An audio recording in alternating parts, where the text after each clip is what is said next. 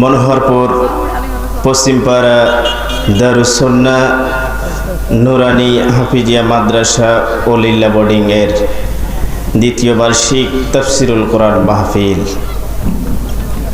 আজকের এই বিশাল তাফসিরুল কোরআন মাহফিলের সম্মানিত সভাপতি হিসেবে উপস্থিত আছেন জনাব মোহাম্মদ আজহার আলী সাহেব, বারাকাল্লাহ ফি হায়াতি। সবাই পড়ুন আল্লাহুম্মা আমিন। আসুন, all praise is due to Allah.